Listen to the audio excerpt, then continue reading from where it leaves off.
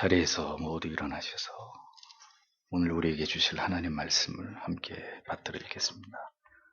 성경 말씀은 로마서 10장 16절, 17절, 2절 말씀입니다.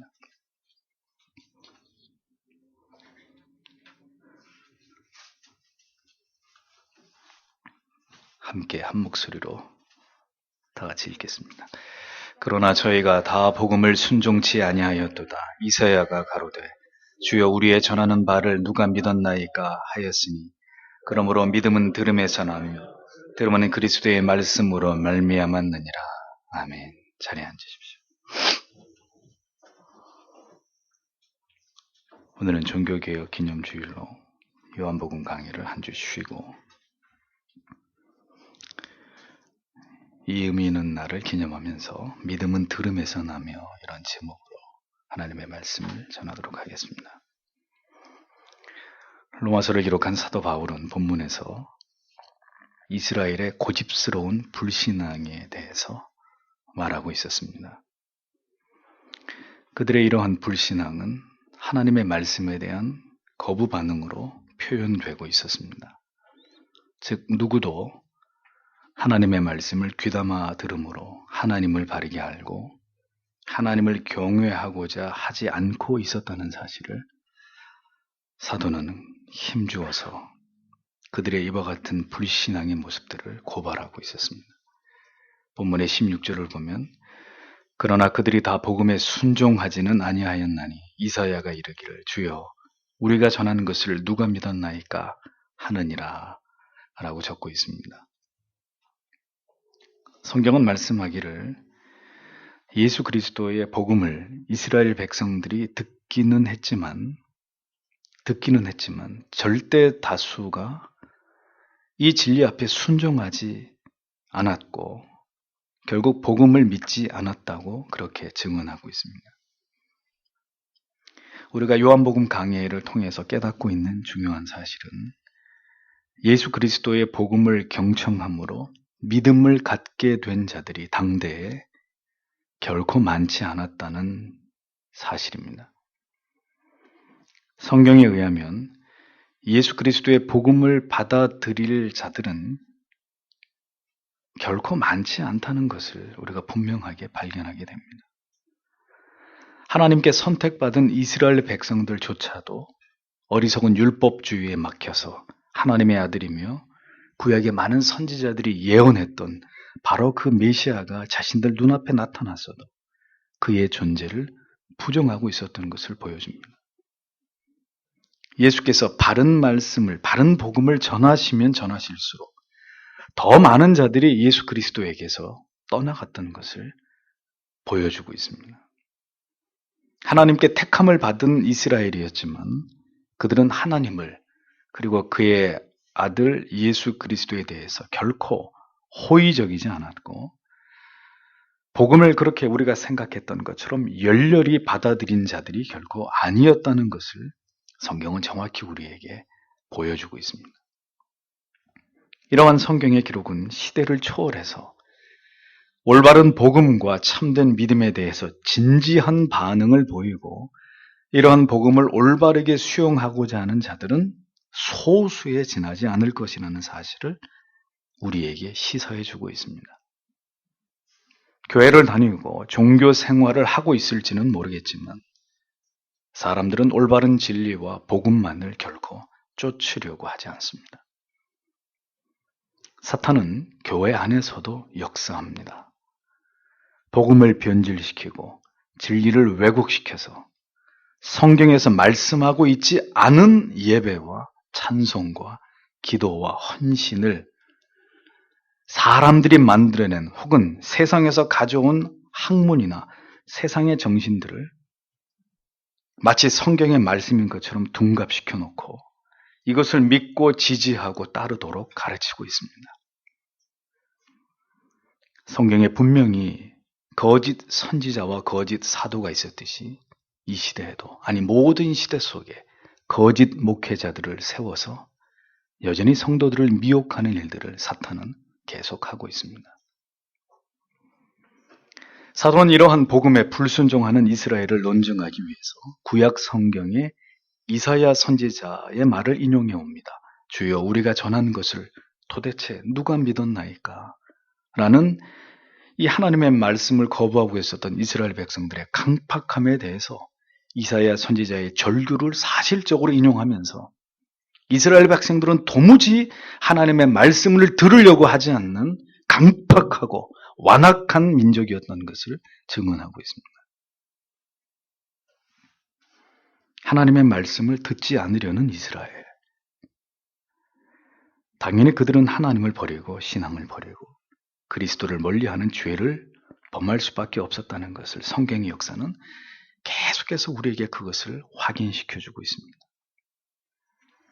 죄인들의 가장 두드러진 특징은 바로 하나님과 관련된 모든 것을, 그리고 하나님의 말씀을 거부하는 것으로 나타나게 되어 있습니다. 도무지 진리에 대한 거부감과 무관심, 실증과 하나님의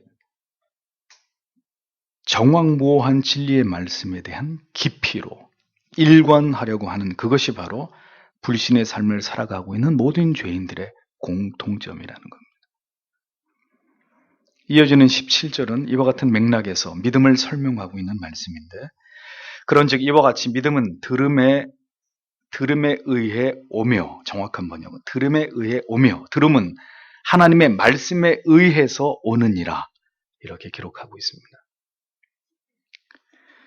믿음이 생성되는 일에 있어서 가장 중요한 것이 무엇이냐? 성경 못바가 얘기합니다. 들음이다. 위에 14절에 그런즉 저희가 믿지 아니하는 일을 어찌 부르리요? 듣지도 못하는 일을 어찌 믿으리요? 라고 기록하고 있음을 보게 됩니다. 믿지 않는 자, 즉 진리를 듣고자 아니하는 자는 결코 믿음의 자리로 나아올 수 없다. 하나님의 자녀가 될 수 없다고 성경은 분명히 못 받고 있습니다. 귀가 있어서 말씀을 듣기는 들어도 전혀 그 말씀을 마음에 새기고 깊이 받아들이지 않는 사람들도 마찬가지인 것이죠. 의심할 바 없이 구원에 이르는 올바른 믿음은 하나님의 정밀하고 올바른 말씀을 지속적으로 들을 때 우리의 영혼에 깊이 뿌리내리게 되는 것이고, 이렇게 믿음을 얻어 구원의 바른 길을 가게 될 자들은 이미 예정되어 있는 것이라고 성경은 우리에게 말씀하고 있습니다. 성도 여러분, 믿음은 보고 즐기고 감동받는 것에서 결코 생겨나지 않습니다. 믿음은 설교, 프리칭이라고 하는 고전적인 논리적 강화의 수단을 통해서 오늘도 우리에게 전달됩니다. 설교라는 매우 건조한 방식이지만 이 설교를 통해서 성령께서 역사하심으로 우리의 영혼 가운데 귀한 깨달음과 영적인 각성을 불러일으키심으로 도무지 거부할 수 없는 강력한 영혼의 반응을 통해서 하나님은 오늘도 우리에게 믿음을 주입하시는 것입니다. 그렇기 때문에 마귀는 어떻게 해서든 진리가 귀에 들려지지 않도록 회방하는 일들을 끊임없이 획책하고 있습니다. 우리의 지성을 어지럽히고 마음을 번잡케 해서 설교를 통해서 전달되는 진리가 마음에 와닿지 못하도록 회방하는 일들을 행하든지, 그것이 아니면 거짓된 설교자나 교회를 세워서 그런 설교자나 교회를 통해 증거되는 결코 성경이 말씀하고자 하는 진리가 아닌 그저 사람의 귀를 간지럽혀주는 말씀이 전부인 그런 거짓 복음을 전하게 해서 진리의 알맹이가 없는 외형적으로 교회가 보여주는 세련되고 화려한 문화 속에만 그저 심취하게 만들어서 이에 대단히 헛된 만족을 누리게 하므로 결국은 성도들의 영혼을 유린하는, 성도들의 영혼을 병들게 하는 이런 일들을 교묘하게 역사 속에서 마귀는 진행해 왔습니다. 역사를 거슬러 올라가 보죠. 가톨릭 교회와 사제들이 바로 그러한 자들이었습니다. 하나님의 엄유하신 말씀을 결코 사람이 이를 변개하거나 변질시키지 않아야 됨에도 불구하고 로마 가톨릭은 성경에 대한 잘못된 해석이나 성경이 기록하고 있지 않은 교리와 제도와 법을 만들어서 이것을 성도들에게 강요함으로써 성경이 말씀하고 있는 바른 믿음으로부터 멀어지도록 만들었습니다. 그 올바른 믿음으로 하나님을 신앙하지 못하도록 만드는 죄를 범하게 했다는 거죠. 하나님께서는 다시 역사 속에서 올바른 교회와 믿음을 회복시키기를 원하셨습니다. 비진리와 모든 그릇된 교리들에 대한 거룩한 분노를 가진 소수의 하나님의 사람들을 통해서 마침내 종교개혁의 도화선이 되게 하신 것을 우리는 바로 저 위대한 종교개혁이라고 하는 사건을 통해서 보게 되는 것입니다. 오늘은 종교개혁 주일입니다. 지금으로부터 497년 전 1517년 독일 말틴 루터가 비텐베르그 성당 정문에 95개 반박문의 조항을 개진한 날을 기념하는 날입니다. 그때가 1517년 10월 31일 10월의 마지막 날이었습니다. 개혁교회는 이 역사적인 날을 기념해서 매년 10월 마지막 주일을 종교개혁 주일로 지키고 있습니다. 이 날은 프로테스탄트 교회의 생일과도 같은 날입니다. 종교개혁이 일어나기 이전에는 가톨릭 교회, 천주교만 존재하고 있었습니다. 그러나 역사 속에서 종교개혁이 일어나게 되므로 이후에 개신교가 탄생하게 되었고 이후에 루터파 교회, 개혁파 교회, 장로교회, 제세례파 교회 등이 생겨나게 됐고 가장 나중에 생겨난 교파가 바로 감리교, 성결교, 오순절 교회 이런 교회들이 생겨나게 된 것입니다. 역사적인 개신교의 출범은 유럽의 종교개혁의 그 시작을 두고 있다는 것을 우리는 기억할 필요가 있습니다. 그리고 그 위대한 종교개혁의 도화선이 된 인물이 앞에 말씀드린 말틴 루터였습니다. 그 외의 개혁자로는 스위스 취리히의 찌빙글리가 있고 스위스 제네바의 존 칼빈, 프랑스 사람이지만 스위스에서 종교개혁 개혁운동을 진행했던 존 칼빈이 있습니다. 칼빈은 천재적인 지성으로 로마 카톨릭의 모든 성경에서 벗어난 신학 사상들을 바로잡는 일에 혁혁한 공을 세웠고 하나님께서는 그렇게 그를 통해서 성경의 권위를 바로잡아 개혁 신학의 필두가 되게 하신 것을 볼 수 있습니다. 우리가 짚고 넘어가야 될 부분은 종교개혁은 사람이 개혁하고 조직해서 한 것이 아니라는 사실입니다.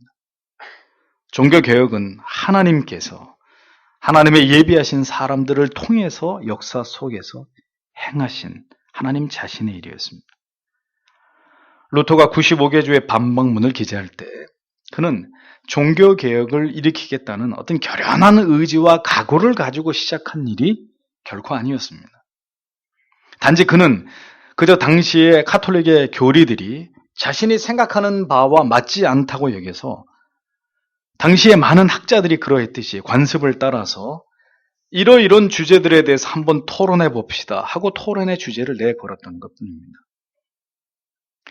제가 오늘 아침에 올린 그 사진을 보면 영화의 한 장면이지만 루터가 그 95개조 반박문을 교회 성전 벽에, 성전 문에다가 못을 받고 있는 장면이 나오죠. 그림을 잘 보십시오. 그 성전 문 앞에 붙여져 있었던 종이 쪽지는 루터의 반박문만 있지 않았습니다. 그러니까 그 시대는 누구든지 성전의 벽에다가 그 성당의 벽에다가 반박문을 내걸고 어떤 자기들이 주장하고 싶은 바를 개진해서 사람들 하여금 그 문제를 가지고 함께 토론하고 그 문제의 해답을 찾고자 하는 이런 일들은 당시 학자들에게 보편적인 일이었습니다.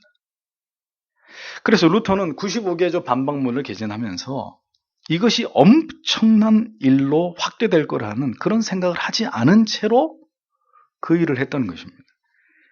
그런데 이 라틴어로 기록되었던 반박문이 학생들에 의해서 독일어로 번역이 되면서 급격히 퍼져나감으로 인해서 예상 외의 사태로 일파만파되면서 결국 이것이 종교개혁의 도화선이 되었던 것입니다. 루터는 자신이 종교개혁을 일으키겠다는 어떤 의도도 없었고 자신이 가톨릭 교회에서 떨어져 나간다는 것은 꿈에도 생각해 본 적이 없었던 그런 평범한 수사였습니다. 그런데 하나님께서는 그런 평범한 무명의 한 수사를 통해서 이 위대한 역사를 마침내 이루어내셨고, 결국 부패한 카톨릭에서 개신교회가 분리되는 엄청난 새로운 역사를 써내려 가셨던 것입니다. 종교개혁이 일어나기 100년 전에 역시 성경에서 벗어난 로마 가톨릭을 상대로 개혁운동을 전개했던 체코의 존 후스는 화형을 당했고, 150여 년 전에 영국의 존 위클리프는 결국 가톨릭에 의해서 이단으로 정죄가 되어서 그도 역시 순교를 당하고 말았지만, 하나님께서는 마침내 하나님의 때에 루터를 통해서 다시 성경을 회복시키고 이 땅에 개혁파 교회가 탄생하도록 하나님은 그렇게 역사하신 것입니다. 종교개혁의 의의는 부패한 교회를 통해서 하나님의 말씀이 변질되고 왜곡되어진 채로 하나님의 영광을 가리우던 때에 하나님께서 다시 하나님의 말씀이 교회를 통해서, 그리고 하나님이 세우신 목사라고 하는 다시 성경에서 부활된 이 성직을 가진 목사들을 통해서 올바르게 하나님의 교회와 성도들에게 하나님의 말씀이 들려지고 전달되어지고 그 진리가 보존되어지도록 역사하신 하나님의 놀라운 섭리의 결과물이었다는 것. 왜 종교개혁의 정신을 5S라고 그렇게 설명합니까? 솔라 피데, 오직 믿음, 솔라 그라티아, 오직 은혜, 솔라 스크립추라, 오직 성경, 솔루스 크리스투스, 오직 예수 그리스도, 그리고 솔리 데오 글로리아, 오직 하나님께 영광을. 우리는 이 5가지 S로 시작되는 이 종교개혁의 슬로건의 의미를 깊이 생각해 볼 필요가 있습니다. 교회가 성경의 권위 위에 있는 상황과 성경이 말씀하지 않은 인간이 만든 모든 사악한 제도와 법을 통해서는 결단코 올바른 믿음, 솔라 피데, 올바른 믿음이, 성경이 말하는 그 오직 믿음이 생길 수가 없는 것이고, 올바른 믿음이 없는데 솔라 그라티아, 올바른 은혜를 체험할 수 없는 것이 당연한 것입니다. 올바른 성경의 해석, 솔라 스크립추라, 올바른 성경의 해석을 들을 수도 없고, 결국 이러한 신앙으로는 하나님께 영광을 돌리는 이런 신앙을 기대하기 어렵기 때문에 저 부패한 로마 가톨릭으로부터 하나님께서는 이 올바른 진리를 분리해내신 것입니다. 그래서 이 5가지의 5S가 종교개혁의 정신이라고 우리는 그렇게 이렇게 알고 있는 거죠. 이 종교개혁이 일어난 이후에 이 종교개혁의 가장 큰 박해자가 누구였습니까? 유럽의 수많은 개신교도들을 개처럼 무참하게 학살한 사람들이 누굽니까? 로마 가톨릭이었습니다. 지금도 저들은 여전히 성경이 말씀하고 있지 않은 자신들만이 주장하는 거짓된 구원의 교리를 주장하고, 여전히 가증스럽게도 교황이 그리스도의 대권자임의 대리자라고 자칭하면서 가장 거룩하고 도덕적인 척하는 위선 뒤에 자신들의 악한 정체를 가리우고 여전히 이단적인 가르침으로 영혼들을 유린하고 있는 것을 볼 수 있습니다. 개신교 목사들 가운데 천주교와 교황을 찬양하는 사람들은 용서하십시오, 미친 사람들입니다. 종교개혁의 핵심은 구원론이라고 말할 수 있습니다. 죄인들이 어떻게 하면 구원을 얻을 수 있느냐? 어떻게 하면 천국에 들어갈 수 있느냐? 이 주제의 사유가 종교개혁 운동의 출발점이었고 핵심이었습니다. 루터는 어떻게 하면 죄의 문제로부터 완전히 자유함을 입어서 구원의 확신을 받을 수 있을지를 언제나 고뇌했습니다. 당시 가톨릭 교회는 우리가 예수를 믿고 또 이 세상에 있는 동안 선한 일을 많이 해야 구원을 받는다고 가르쳤습니다. 구원은 믿음과 선행으로 말미암아 얻을 수 있다고 그렇게 가르쳤던 거죠. 신자들은 바로 구원을 얻지 못하고 연옥에 가서 불로 고통을 받아야만 하고, 그래서 그 연옥에서 죄를 다 태워 없앤 다음에 비로소 천국으로 가게 된다고 가르쳤습니다. 그래서 가톨릭 신자들 안에는 늘 연옥에서의 이 형벌에 대한 두려움이 도사리고 있었습니다. 이런 연옥의 위험 때문에 가톨릭 신도들은 감히 사제의 권위나 교회의 권위에 대항하거나 불복한다는 것은 있을 수도 없는 일이었습니다. 교회와 교황의 권위에 절대 복종해야 했던 것이죠. 또 연옥에서 고통받는 시간을 줄이려면 선행을 많이 베풀어야 된다는 것에 대한 큰 부담을 가지고 있었습니다. 가톨릭 신자들은 연옥의 벌이 두려워서 열심히 선을 행해야 되는 무거운 중압감에 시달리고 있었다는 거죠. 루터 당시의 가톨릭 교회에서는 이 선행에다가 이제 면죄부를 사는 것까지를 포함시켰습니다. 왜 이런 똥단지 같은 이런 제도를 만들었느냐? 당시 로마에 성 베드로 성당을 지어야 되는데 엄청난 재원이 필요했습니다. 그 돈을 어떻게 해서 만들어냈을까요? 그렇죠. 면죄부를 만들어내서 면죄부를 사면 심지어 죽은 부모도 연옥에서 천국으로 갈 수 있다고 선전했습니다. 이 같은 사기극으로 인해서 무지한 농민들은 양을 팔고 소를 팔아가지고 면죄부를 사고, 여인들은 금반지를 팔고 귀걸이를 팔아가지고 면죄부를 사기도 했습니다. 한마디로 가톨릭 교회는 면죄부를 팔아서 대박을 터뜨린 거죠. 그 돈으로 여러분들이 이태리에 가시면 보실 수 있는 성 베드로 성당을 지었습니다. 막대한 자금이 알프스 이북에서 알프스 이남으로 이동하게 되었던 거죠. 이러한 가톨릭의 부패를 보면서 루터는 성경을 읽고 연구하다가 번쩍 눈이 띄게 된 것입니다. 로마서 1장 17절 오직 의인은 믿음으로 말미암아 살리라. 이 말씀에 큰 깨우침을 얻게 됐던 것입니다.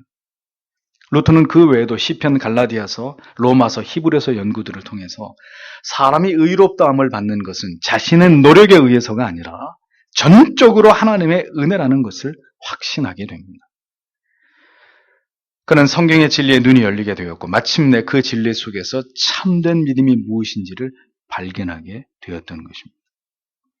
루터는 성경을 통해서 우리가 하나님의 아들 예수 그리스도를 믿을 때 하나님의 의가 우리에게 전가되어서 나는 여전히 의롭지 않지만 법적으로 그리스도가 가진 의가 나의 의로 여겨진다는 이신칭의 이 놀라운 진리를 깨닫게 됩니다. 성경을 통해서 영의 눈이 열린 한 사람에 의해서 그렇게 놀라운 역사가 시작되게 된 것입니다. 성경이 말씀하는 바른 진리에 눈이 열리고 귀가 열리지 않고는 결코 올바른 믿음을 가질 수 없고 구원에 이를 수 없다는 것을 여러분은 분명히 기억하십시오. 왜 자금의 한국교회는 영적으로 붕괴되어서 파산 직전에 이르고 있습니까? 이제 종교개혁이 일어났던 그 시대를 방불하리만큼 성경의 진리는 또다시 변질되었고 온갖 성경에서 떠난 가르침과 불건전한 유행들이 교회를 빠르게 잠식하면서 성경의 중요성, 성경의 권위는 점차 소멸되어 가고 있습니다.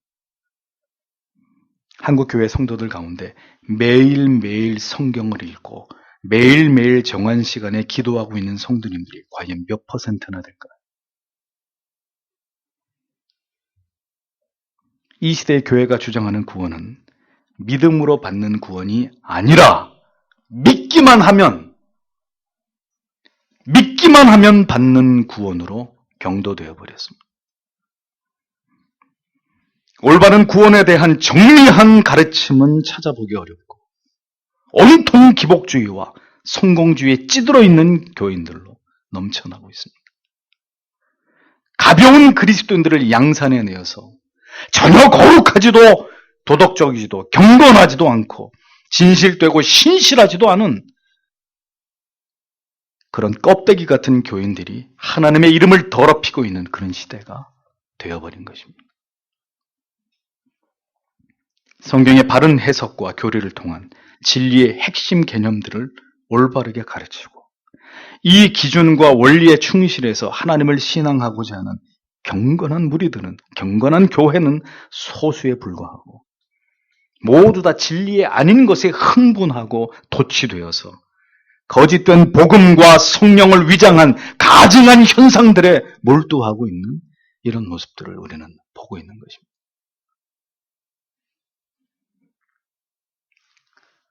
500년 전 과연 믿음이 어디 있고 구원이 어디 있을까 하는 그 고뇌에 찬 질문은 이 시대 우리에게도 그대로 반복되고 있는 것입니다.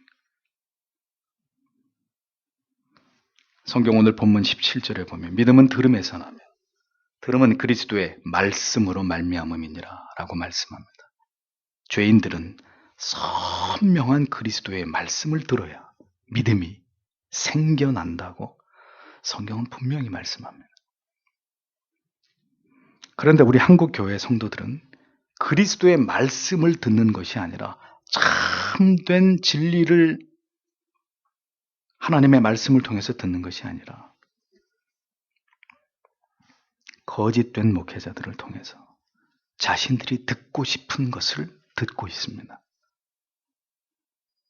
재미있고 감동적이고 희망찬 장밋빛 미래에 대한 소망과 기대를 품게 만드는 복받는 이야기, 방언이나 직통계시나 신유나 성령을 체험한 이런 이야기들에 심취하고 있습니다. 혹은 좀 더 고상하게 심리학과 정신분석학에 근거한 치유와 어떤 상담을 통해서 마음의 정신적 평안을 추구한다든지 이런 이단적 가르침에 미혹당하고 있습니다. 여러분 교회들을 보십시오. 나름대로 열심도 있고 열정도 있고 뜨거움도 있습니다. 고상한 지식도 감격도 다 있는데 딱 한 가지 없는 게 있습니다. 그것은 중요할 때, 중요한 순간에 무엇이 없다는 거예요? 믿음이 없다는 겁니다. 분위기에 휩쓸려서 눈물을 흘리고 하나님을 의지합니다, 믿습니다 했는데 알고 보니 그것이 진정한 믿음이 아니었던 거죠. 열심히 방언도 하고 기도도 받고 병 낫기 위해서 쫓아다녀 보지만 여쭤보고 싶습니다. 그래서 진정한 믿음을 얻었습니까? 모두 다 허사입니다. 여전히 믿음은 없고 흔들리고 좌절하고 낙심하고 분노를 참지 못하고 여전히 이기적이고 여전히 죄를 짓고 시험에 들고 여전히 번번이 세상의 유혹에 넘어지고 세상과 돈을 사랑하는 미련을 버리지 못한 채로 그렇게 세상에서 근심하고 두려워하면서 걱정하면서 살아가고 있는 교인이 부지기수입니다. 믿음이 없는 그리스도인들. 이것이 이 시대 성경을 무시하는 생명 없는 교회의 모습입니다. 기독교인들이 어떻게 노골적으로 성경을 무시하겠습니까? 교회를 다니는 사람들이. 다만 성경을 성경되게 해석하고 성경에 말씀하고 있는 바를 가감없이 전하거나 그대로 믿으려고 하지 않는 심각한 신앙의 변질과 배도가 일어나고 있는 것이죠. 자기도 모르는 사이에 말입니다. 이 모든 원인은 올바른 성경의 말씀을 듣지 못했기 때문입니다. 참된 복음을 듣지 못했기 때문이라 이거죠. 그저 교회에서 성공의 비결, 복받는 비결은 줄줄이 들었지만 정작 하나님의 말씀을 듣지 못했기 때문에 참된 믿음이, 바른 믿음이 생겨나지 못하게 되었던 것입니다. 믿음이 없으니 하나님을 두려워하지 않죠. 하나님을 두려워하지 않으니 마음대로 세상과 짝하면서 도덕도 윤리도 없는 불신자와 다를 바 없는 그런 삶을 성도와 목회자가 살아가고 있는 거 아닙니까? 하나님을 두려워하는 믿음이 없으니 하나님의 계명을 우습게 여기고 쉽게 거짓말하고 신자가 쉽게 사기를 치고 법을 어기고 부도덕하고 반윤리적인 부끄러운 짓들을 서슴지 않는 그런 집단이 되어가고 있는 것입니다. 결과적으로 교회와 성직자와 성도들이 세상의 조롱거리로 전락하고 있는 비참한 모습이 되어가고 있습니다. 오늘 한국 교회가 바로 되고 나아가서 이 한국 사회가 바로 되는 길은 이제는 개신교 안에서 제2의 종교 개혁이 일어나서 다시 하나님의 말씀이 올바르게 선포되는 그 길뿐입니다. 하나님의 말씀을 바로 전할 때 죄인들이 회개하는 역사가 일어나고 그로 인해 예수 그리스도를 구주로 영접하는 놀라운 믿음의 역사가 일어나게 되는 것입니다. 그렇게 될 때만이 다시 무너진 도덕과 윤리가 회복되고 이 사회에 다시 공법과 정의가 하수처럼 흘러가는 생명의 변화가 일어날 수 있는 것이죠. 정치도 경제도 교육도 나라의 국방도 여러분 연일 뉴스의 보도를 통해 보십시오. 모두 다 비리와 타락으로 얼룩져 있습니다.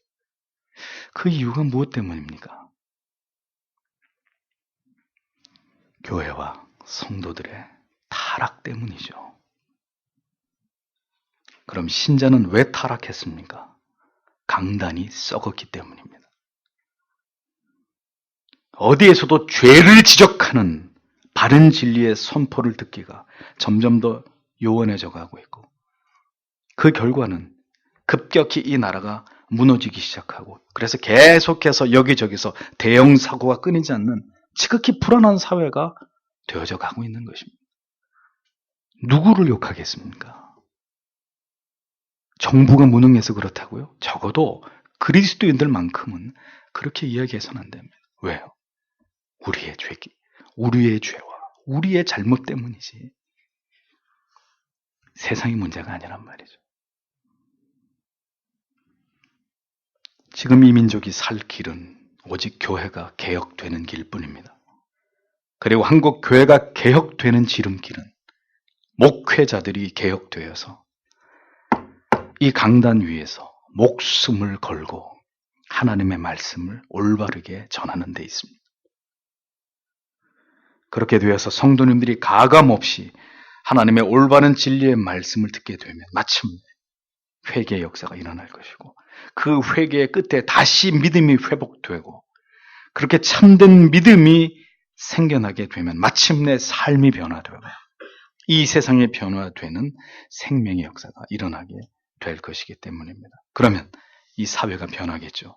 우리나라가 변화되는 역사가 일어나게 될 것입니다.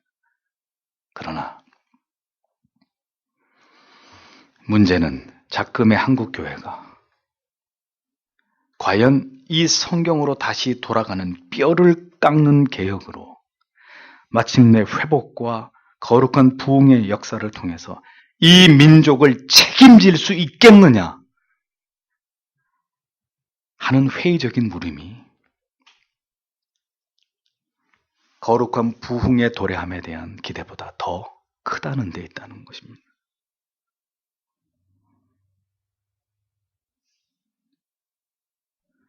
자다가 일어나도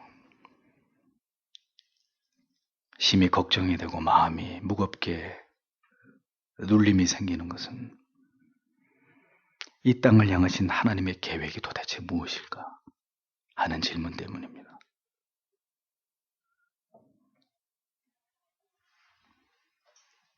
오늘은 종교개혁 기념주일이기도 하지만 서교 장로교회가 시작된 날입니다.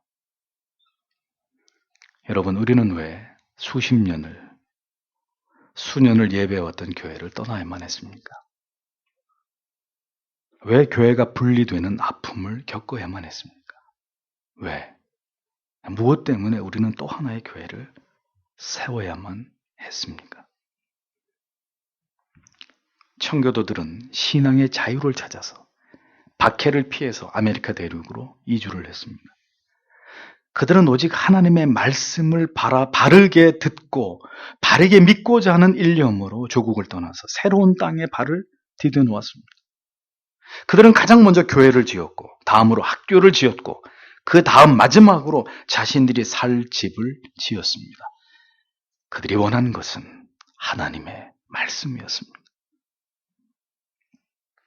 자유로움 속에서 하나님의 말씀을 듣고 그 말씀을 따라 살고자 하는 위대한 결단을 단행했던 것입니다. 오직 하나님을 의지함으로 새로운 역사를 써내려가기 위해서 모든 희생을 감내하면서 그들은 신앙의 자유를 찾았던 것이죠.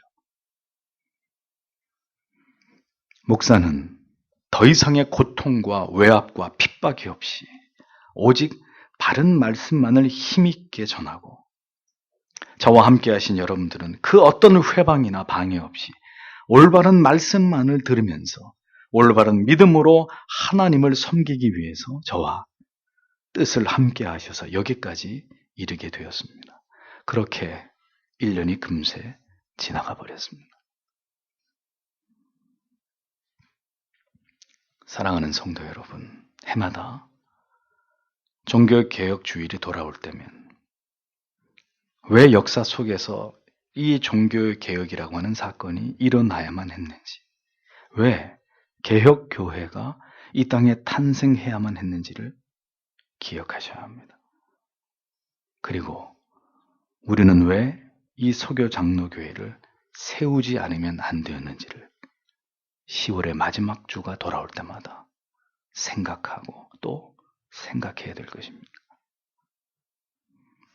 바른 말씀, 바른 구원, 바른 성도의 삶을 위해서 우리는 종교개혁 정신을 계승하면서 이 교회를 세웠고, 그러한 교회가 되기 위해 앞으로도 노력할 것입니다. 그렇다면 우리에게 가장 중요한 가치는 무엇이 되어야 하는 것일까요? 그것은 주님이 다시 오시는 그날까지 목사와 더불어서 올바른 진리의 말씀을 추종하고 그 진리를 수호해내는 것입니다. 올바른 말씀을 듣고 깨닫는 것을 우리의 신앙의 가장 중요한 가치로 여기고, 두렵고 떨리는 하나님의 말씀이 언제나 우리의 영혼의 수직으로 꽂히는 그 감격적인 은혜를 무엇과도 바꾸지 않는 그런 신앙의 거룩한 고집이 우리에게 지속되어야 할 것입니다. 마가복음 4장에서 예수님의 씨 뿌리는 자의 비유 속에서 씨가 가시떨기에 떨어졌다는 것은 무엇을 의미하는 것입니까? 말씀을 들으나 세상의 염려와 재리의 유혹과 기타 욕심에 말씀이 막혀버려서 결실지 못하는 그런 영혼의 상태를 의미합니다. 따라서 말씀을 들을 때 이러한 잡념이 들어오지 않도록 여러분들은 주의하셔야 되고, 그것을 위해서 기도하셔야 될 필요가 분명히 있는 것이죠. 히브리서 4장 2절에 그러나 그 들은 바 말씀이 저희에게 유익되지 못하는 것은 듣는 자가 믿음을 화합지 아니함이라 라고 기록하고 있습니다. 말씀을 들을 때 믿음으로 화합해야 그 믿음의 결과를 결실하는 성도의 삶을 살 수 있는데, 믿음으로 그 하나님의 말씀을 화합하지 않는다. 이것이 문제라는 것입니다. 말씀을 들을 때 속으로는 아멘 하는데, 말씀을 들을 때 겉으로는 아멘 하는데, 실상 삶에서는 그 말씀이 적용되고 뿌리 내려져서 하나님이 바라시는 삶의 내용이 나타나지 않는 것입니다. 말씀을 들으실 때 겉으로 아멘 하는 게 중요한 것이 아니라 속으로 아멘 하면서 그 쓰디쓴 말씀을 삼켜야 되는 거예요. 믿음으로. 아무리 쓴 약이라도 몸에 좋은 것이라면 그것을 삼켜야 되는 것처럼, 아무리 따가운 말씀이라도 그 말씀이 내 영혼을 살게 하는 말씀이라면 삼켜야 합니다. 그러다 보면 그 말씀이 우리의 믿음을 자라게 하는 자양분이 되는 것이죠. 하나님의 말씀에 대해서 믿음으로 화합하면 여러분들의 삶에 반드시 결실이 나타나게 된다고 성경은 약속하고 있습니다. 따라서 우리는 하나님의 말씀을 들을 때 어떤 거부감이든 의심을 버리고 하나님의 말씀을 들을 때 믿음으로 그것을 수용하고 수납하고 그 말씀과 내가 화합하도록 성령께서 도와주시기를 기도해야 되는 것입니다. 결국 하나님께서 우리에게 그런 믿음을 주셔야 된다는 거죠. 우리는 그저 최선을 다해서 말씀을 듣고 기도할 뿐인 것입니다. 그러다 보면 어느샌가 모르게 우리의 믿음이 자라 있다는 것을 확인하게 될 순간이 찾아온다는 것입니다. 어떤 위기와 유혹의 순간에 혹은 견디기 힘든 시련이 찾아왔을 때 뜻밖의 내 자신이 요동치 않고 견고하게 그 모든 순간 하나님을 의지하고 바라보면서 하나님의 뜻을 굳게 준행하고 있는 나를 어느 순간인가 발견하게 되는 것입니다. 이것이 말씀을 듣고 믿고 따라간 자들이 받는 가장 큰 축복이고 은혜인 것이죠. 그 은혜가, 그 진리가 누적됐을 때 결국 우리의 생명까지도 담대하게 주저하지 않고 주를 위해 내어놓는 자리에까지 서게 되는 것입니다. 하나님의 말씀 속에서 그 말씀을 통한 성령의 역사를 통해서 우리는 믿음이 생기고 그 믿음이 계속해서 자라가고 있는 것입니다. 따라서 우리는 하나님의 말씀을 잘 듣도록 지금까지도 힘써 오셨지만 앞으로도 더 힘쓰셔야 합니다. 특히 우리의 자녀들이 하나님의 말씀을 잘 듣도록 지도하는 일은 아무리 강조해도 지나치지 않는 것입니다. 하나님의 말씀을 잘 듣고 자란 아이들은 반드시 회심을 통해서 믿음이 생기고 그 믿음 안에서 올바르게 성장하게 되어 있습니다. 그러나 말씀을 잘 듣지 않고 하나님의 말씀을 듣는 것에 지극히 부주의하게 되면 진리 안에서 바른 깨달음을 얻지 못하게 되는 것이고 그런 상태에서 그 영혼이 자라가게 되면 반드시 신앙에 큰 위기가 찾아오게 되는 것이고 배도의 유혹을 경험하게 되는 여러 문제들을 겪게 되어 있는 것입니다. 따라서 자녀들이 하나님의 말씀을 잘 듣고 자라도록 지도하는 것은 우리 모든 부모님들과 교회의 가장 중요한 의무이고 자녀들의 미래를 위한 가장 중요한 투자가 되는 것입니다. 가장 비싸고 좋은 학원을 다니게 하는 것보다 훨씬 더 중요한 그 아이의 영혼을 위한 가장 중요한 투자가 되는 것이라는 겁니다. 따라서 말씀과 예배를 거부하는 자녀들에게는 하나님께서 열어주시는 미래라는 것은 없다는 것을 기억하십시오.